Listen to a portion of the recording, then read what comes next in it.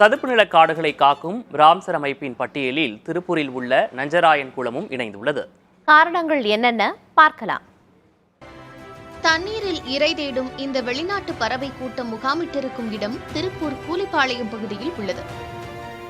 ஏறத்தாழ 1000 ஏக்கர் பரப்பளவில் உள்ள இந்த குளத்திற்கு ஆண்டுதோறும் ஏராளமான பறவைகள் வருவது வழக்கம்.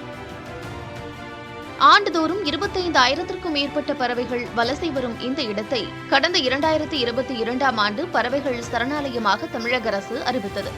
இந்த குளத்தை சீரமைக்கவும் ஆக்கிரமிப்புகள் இல்லாமல் பராமரிக்கவும் இயற்கை ஆர்வலர்கள் வலியுறுத்தி வந்தனர். இந்நிலையில் இந்த இடத்தை ராம்சர் பட்டியலில் இணைத்து மத்திய அரசு அறிவிப்பு வெளியிட்டுள்ளது. ஈரான் நாட்டின் 1971ஆம் ஆண்டு தொடங்கப்பட்ட ராம்சர் அமைப்பு சதுப்பு நில காடுகளை பாதுகாக்கும் பணிகளை மேற்கொண்டுள்ளது. கிரைட்டீரியா இருந்தால் இது ராம்சார் பகுதியை அறிவிப்புன்னு பார்த்தோன்னா முக்கியமாக கிட்டத்தட்ட ஒரு இயற்கை சூழல் ஒரு பாதிப்புக்கு உள்ளாகிற மாதிரி ஒரு அச்சுறுத்தல் இருக்கும்போது அதை பாதுகாக்கப்படு பகுதியாக அறிவிப்பாங்க.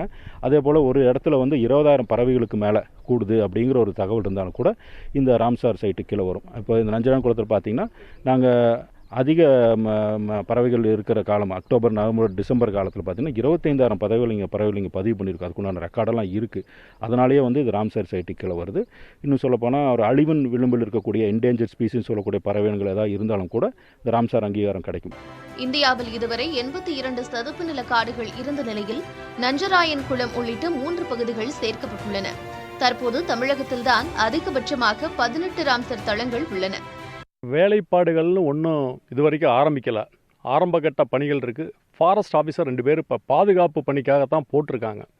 நிறையா வேலைகள் இருக்குது. இங்கே பாருங்கள், ஆகாயத்தா மாதிரி ஃபுல்லாக தண்ணியே தெரியாத அளவுக்கு படர்ந்துருக்கு. முதல்ல இதை க்ளீன் பண்ணணும். முதல்ல இதை சுத்தப்படுத்திட்டு இங்கே பறவைகள் உட்கார்றதுக்கு இந்த சீமக்கருவள மரங்கள் தான் இருக்குது. அதில் ஒரு சில பறவைகள் தான் அமரும். பார்த்துக்குங்க, நல்ல மரங்களை வச்சு விடணும். இதை சுத்தப்படுத்திட்டு மரங்களை வச்சுட்டு அதுக்கப்புறம் தான் அடுத்த கட்ட முயற்சிக்கு நம்ம பண்ண முடியும்.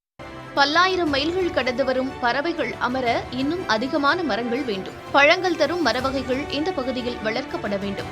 நடைபாதை, உயர்மட்ட பார்வையாளர் அரங்கு போன்றவற்றை அமைக்க வேண்டும் என்பன உள்ளிட்ட ஆலோசனைகளையும் முன்வைக்கின்றனர் பறவைகள் ஆர்வலர்கள்.